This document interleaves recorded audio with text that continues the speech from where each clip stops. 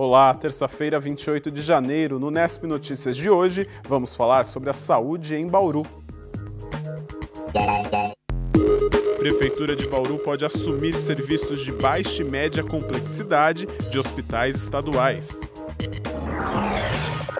Biólogo de programas de televisão visita zoológico de Bauru.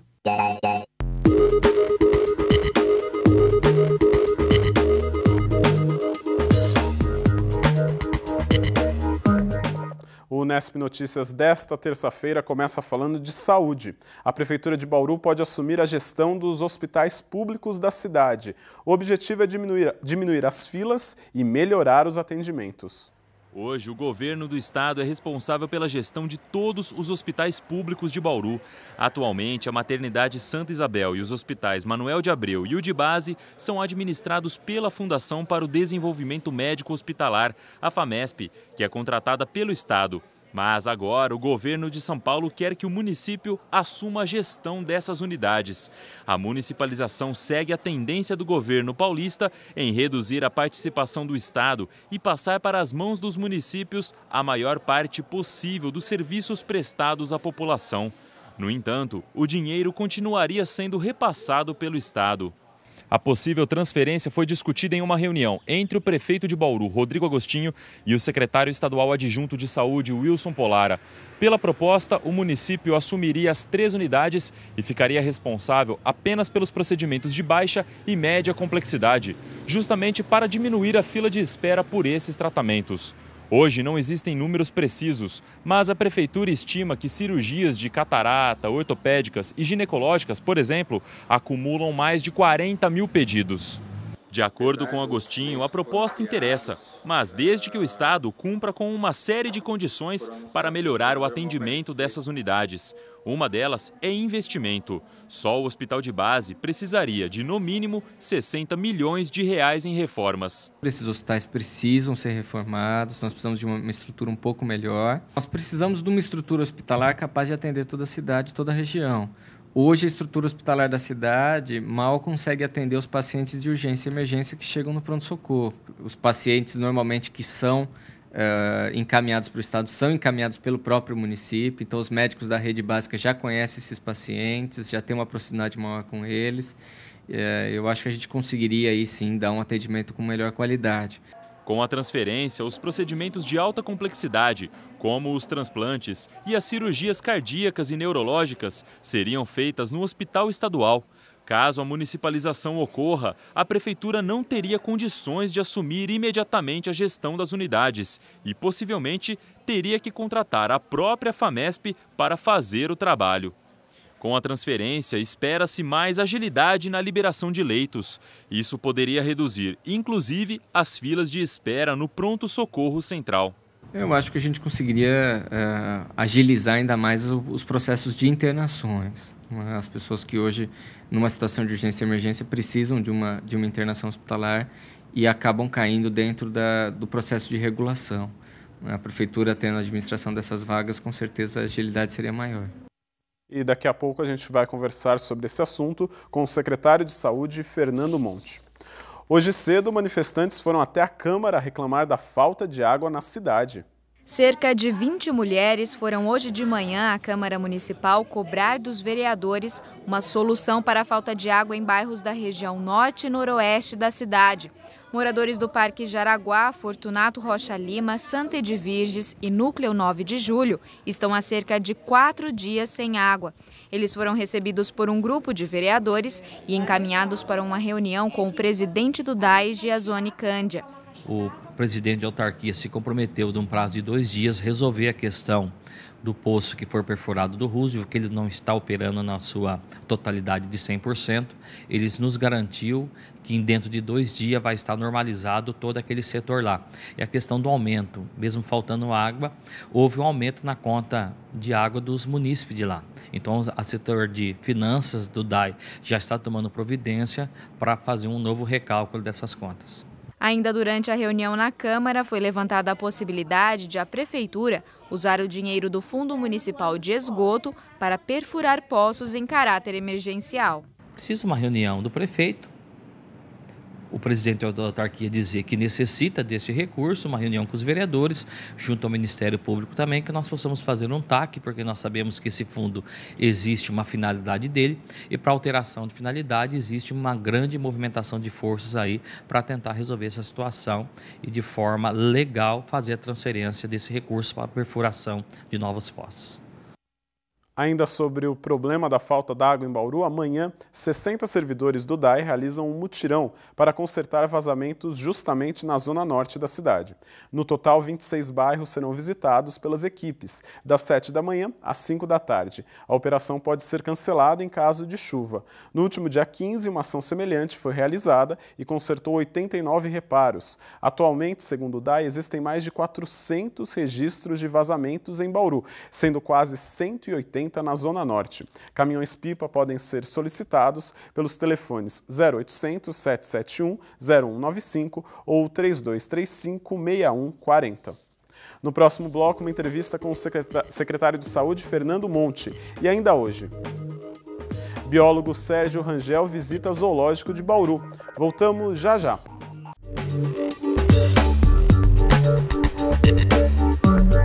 E a gente continua a falar sobre saúde aqui no Nesp Notícias. Eu recebo o secretário de Saúde, Fernando Monte. Secretário, obrigado pela sua presença aqui no Nesp Notícias. Sempre um prazer estar aqui.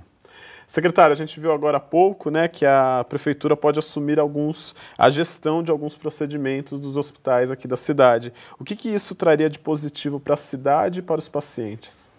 Bem, não é só uma gestão dos procedimentos. Na verdade, nós tratamos com a Secretaria Estadual de Saúde que a Secretaria Municipal de Saúde, a Prefeitura Municipal de Bauru, venha a assumir mesmo a gestão de 3 hospitais, né, que hoje é o Hospital de Base, Maternidade Santa Isabel e o Hospital Manuel de Abreu.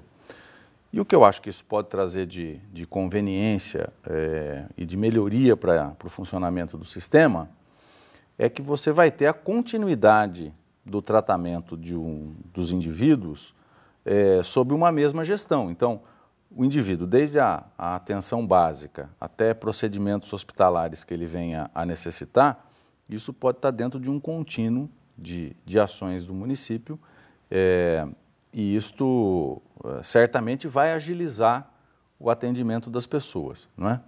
Então, a gente vê que isso pode trazer melhoria. Agora, claro, isso depende das condições em que isso for feito, não é? O município de Bauru sempre se colocou de uma maneira muito clara, no sentido de que ele não vai fazer nenhuma aventura, não é? Nós precisamos examinar as propostas com todo o rigor, não é? Com toda a cautela, com toda a técnica, não é? Para a gente fazer realmente um melhor sistema de saúde. O prefeito comentou que o Estado precisa continuar investindo nos hospitais. Não, isso é verdade. O município não tem recursos para dar conta da área hospitalar. O município tem um orçamento hoje, para este ano 2014, de 175 milhões na área da saúde. Mas esse orçamento, ele já está completamente comprometido com toda a atenção básica que o município faz, com toda a atenção de saúde mental que o município faz, com a rede pré-hospitalar de urgência e emergência. Então, o município hoje faz muita coisa e o nosso orçamento está comprometido com isso. Ao assumir os hospitais, nós precisamos, primeiro, de recursos para tocar o dia a dia dos hospitais. E, nesse sentido, nós tivemos uma boa receptividade da Secretaria Estadual, dizendo de uma forma preliminar que os recursos para custeio, para tocar o dia a dia, estariam garantidos. Mas, além disso, e o prefeito disse muito bem, nós precisamos de recursos de investimento. As pessoas aqui de Bauru, todos conhecem a situação do prédio, por exemplo, do Hospital de Base. É um prédio que precisa de reforma, precisa de modernização, precisa ser um hospital que precisa ser reequipado. Só a modernização do prédio está num custo estimativo de cerca de 60 milhões. Então, haveria necessidade de que o governo do Estado repassasse com regularidade recursos para que esses investimentos fossem feitos, além desses recursos que eu falei anteriormente, que são os de tocar o dia a dia, os recursos de custeio que vão fazer a manutenção do hospital funcionando. A Prefeitura tem condições de assumir esses serviços, esse gerenciamento dos hospitais? Do ponto de vista das condições técnicas, o município tem condições de assumir, sim. Às vezes a gente ouve assim, manifestações do tipo assim, puxa vida, mas o município tem dificuldade de fazer a gestão de coisas que ele já estão na mão dele hoje, né? Ainda vai assumir o hospital, Será que tem essa capacidade? E eu sempre digo o seguinte, é mais fácil gerenciar o todo do que gerenciar como nós gerenciamos hoje, que é fazer o gerenciamento de partes. Então, nós fazemos uma parte, o Estado faz outra parte. Fazer isto tudo se encontrar é bastante difícil. Do ponto de vista da capacidade de gerenciar, eu acho que o município tem todas as condições de fazer o gerenciamento dos hospitais. Agora, é claro, não é o município fazer isso diretamente, isso é uma coisa que precisa ficar muito clara. Nós não vamos transformar os hospitais em hospitais da administração direta municipal. Ele vira um hospital municipal da administração direta. Não se trata disso. O que nós queremos fazer é o município assumir a gestão e um organismo, não é, com maior flexibilidade vai administrar o dia a dia dos hospitais. Pode até mesmo, isso vai depender das evoluções que nós tivermos aí, pode até mesmo ser a FAMESP que já está fazendo esse trabalho, ou pode ser a nossa fundação regional que está sendo criada. Então, há muitas perspectivas. De qualquer maneira, não dá para fazer ali um hospital da administração direta. Então, nós não vamos fazer isso. Mas as condições para fazer o gerenciamento, eu acho que o município tem todas as condições. E todos esses pontos vão ser discutidos durante uma comissão que vai ser realizada para definir esses pontos. Exatamente. A última reunião que nós fizemos com a Secretaria Estadual, ficou isto acordado. Nós vamos montar uma comissão com técnicos, tanto da Secretaria Estadual de Saúde como do município, para fazer uma modelagem assistencial. O que significa isso, né? Do que nós estamos falando? Modelagem assistencial é fazer assim, o que nós temos que atender na área hospitalar na nossa cidade? Tem esse rol de coisas aqui que nós temos que atender. Em que quantidades nós temos que fazer isso? Quanta cirurgia disso, daquilo? Enfim, os atendimentos que os hospitais têm que fazer são esses aqui. Quem é que vai fazer o quê? Nós vamos ter esses hospitais, esses 3 que nós falamos, Hospital de Base, Maternidade e Manuel de Abreu, que poderiam ser transferidos ao município, e temos o Hospital Estadual, que também a Secretaria já definiu, vai continuar na mão do Estado, por ser um hospital regional, por ter outra característica. E aí nós vamos subdividir isso. Quem é que faz o quê? Com que nível de complexidade? Então, isso que eu chamo de modelagem da assistência, de forma a tornar a assistência o mais racional possível e a gente conseguir dar o atendimento o mais integral possível para os nossos munícipes. Na verdade, o objeto final, aonde a gente quer chegar com essa proposta, é que a gente tenha uma assistência de melhor qualidade. E só depois de todas essas definições é que, de fato, a Prefeitura vai assumir esse gerenciamento. Veja, a Prefeitura tem à disposição, o governo estadual tem à disposição de transferir os hospitais, mas este não é uma coisa que já está líquida e certa. Nós dependemos... E nem temos uma data. Nem temos uma data para isso. Da forma como a Secretaria Estadual nos colocou, eles pretendem fazer isso de uma forma o mais rápido possível. Mas vai ter que passar por esses passos, porque após fazer a modelagem assistencial, então nós temos isto para fazer, temos essa capacidade física de fazer, né? Podemos fazer esse número de internações, ter esta capacidade de leitos. Aí nós vamos ter que discutir os recursos que estão envolvidos nisso. Que recursos nós vamos ter para tocar o dia a dia destas organizações. Depois de discutir os recursos do dia a dia, aquilo que nós falamos anteriormente, discutir os recursos, o plano de investimento para a recuperação dessas instituições. Só isto bem esclarecido e bem acordado é que a gente vai poder realmente assumir os hospitais. Então, nós temos muito chão para caminhar ainda, não é? Muitas etapas para serem queimadas para que a gente defina finalmente, nós vamos assumir a gestão dos hospitais. Secretário Fernando Monte, muito obrigado pela sua participação aqui no Unesp Notícias. Eu que agradeço. O Unesp Notícias faz agora um breve intervalo e volta daqui a pouquinho. Até já.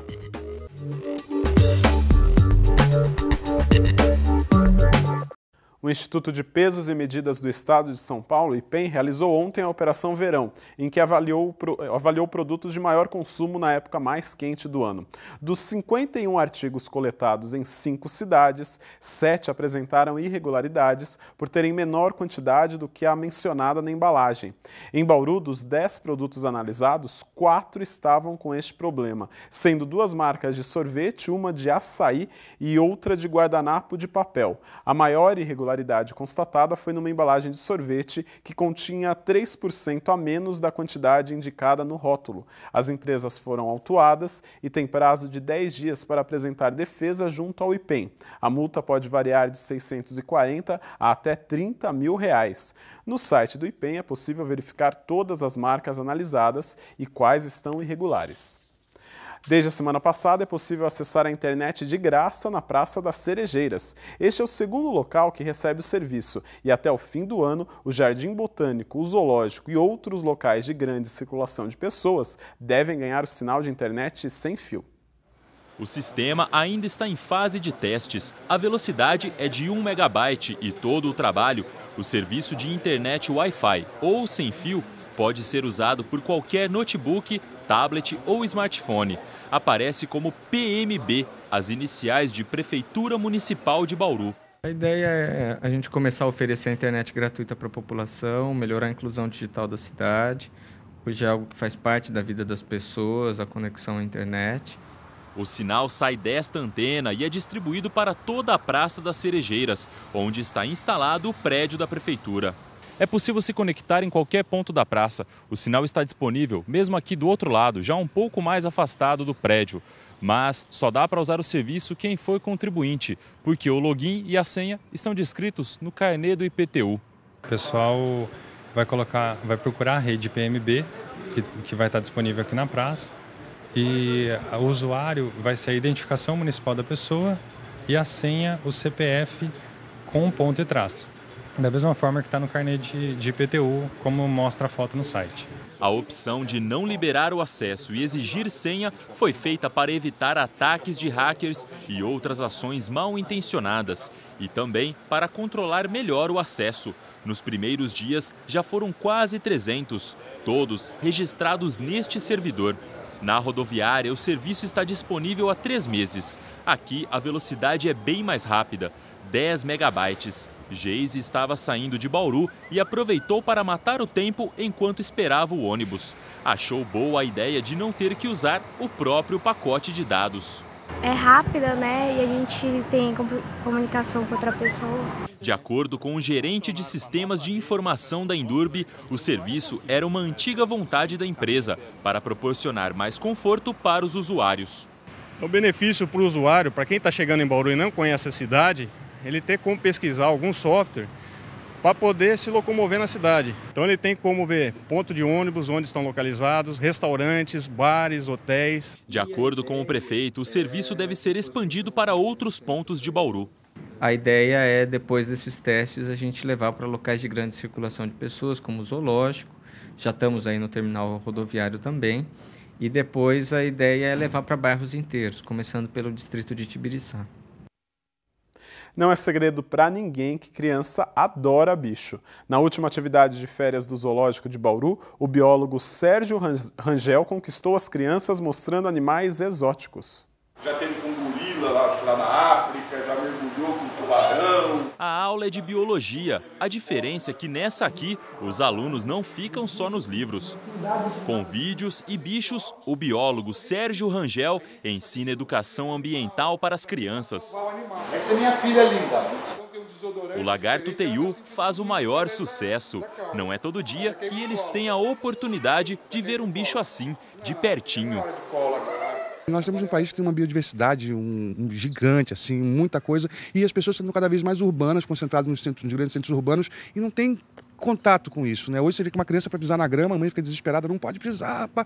Então a ideia é exatamente tentar aproximar essa criançada mais urbana do mundo natural, né? E o zoológico acaba sendo assim um reflexo disso tudo, uma possibilidade que as pessoas vêm das grandes cidades e têm contato com a natureza, com os animais. Então as pessoas veem o zoológico hoje como uma grande sala de aula e não como um depósito ou uma vitrine de animais. Nosso biólogo Sérgio Rangel coloca o pé na estrada em mais uma aventura. Durante 20 anos, Sérgio trabalhou em emissoras de TV. Não é uma espécie silvestre nem endêmica daqui. Nos programas, o biólogo mostrava curiosidades dos animais e falava sobre a importância da preservação ambiental.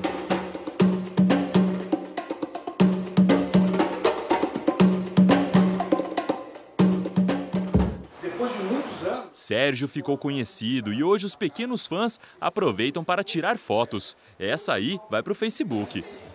Já assisti bastante ele já.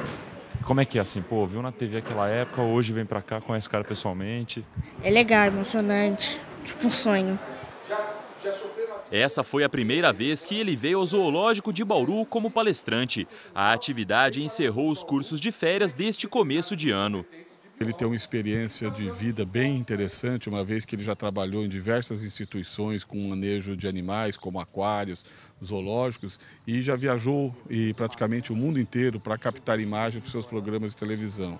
Então ele pode passar às pessoas que estão aqui toda essa experiência de vida dele e principalmente, né, para aquelas pessoas que gostam de animais, como deve se comportar, né, perante esses animais, tanto em vida livre como em cativeiro. Então é uma oportunidade que essas crianças, jovens e mesmo os adultos que participaram, de poder interagir, de poder tirar as suas dúvidas e aprender um pouco mais sobre essas maravilhas do mundo animal. Essa turma adorou a aula de biologia, mesmo num domingo de manhã. Por quê? Porque a gente está aprendendo um pouco mais. Algumas curiosidades que a gente ainda não sabia sobre os animais. É interesse dele, né? Desde cedo ele disse que quer ser biólogo e a gente só faz incentivar da melhor forma possível. Acho que ajuda na formação da criança? Ajuda. Já percebi muita mudança no comportamento dele, justamente por causa dos animais. Ensinar o valor da preservação ambiental é uma das missões do biólogo. Despertar nas crianças o interesse pela natureza é uma das maiores recompensas. Ao longo desses anos todos que eu tenho trabalhado, já estou com 50 anos, eu trabalho com isso desde os 20, então são 30 anos trabalhando com isso e continuo trabalhando enquanto eu estiver vivo, porque eu acredito, e a gente está formando também pessoas que vão continuar, dar continuidade ao trabalho que a gente faz, como educadores ambientais. E essas crianças todas que participam desses trabalhos acabam sendo elementos multiplicadores do que a gente fala, né? Já teve casos de, tipo, uma criança, um pai me ligar e dizer, minha filha está trancada no banheiro há 4 horas já, porque apareceu uma aranha, ela se trancou no banheiro com a aranha e não deixou matar, porque você disse que a aranha é um bicho legal. Então, a gente, né? Então tem toda essa coisa assim, a gente consegue ter uma influência positiva na cabeça da molecada e dos adultos também. Meu amor, não é para ir pro colo agora. Com aulas tão divertidas, quem sabe de uma turma dessas realmente não sai um novo profissional de biologia. Eu gosto muito de animais, porque quando eu crescer, eu quero ser bióloga. Desde pequenininha, eu tenho esse contato com animais, porque meus tios tinham fazenda, e aí eu encontrava várias cobras e lagartos lá na fazenda, e às vezes eu até pegava para me perder o medo. O único bicho que eu tenho muito medo é sapo. Eu não gosto muito, eu acho meio nojento sapo. E começaram hoje as gravações para a segunda temporada do programa Aula Pública Ópera Mundi, uma parceria da TV Unesp com o site Ópera Mundi. O tempo firme desta terça-feira ajudou e o público compareceu ao Bosque da Unesp em Bauru para uma manhã diferente. O modelo de feminilidade. A primeira aula do dia foi com a psicóloga Nalu Faria, integrante da Secretaria Nacional da Marcha Mundial das Mulheres. Ela falou sobre a legalização do aborto. Em seguida, o pesquisador e professor Reginaldo Nasser trouxe explicações sobre o que vem ocorrendo nos países do Oriente Médio, na chamada Primavera Árabe. Amanhã, às 9 da manhã, o jornalista e cientista político Franklin Martins fala sobre a regulação dos meios de comunicação.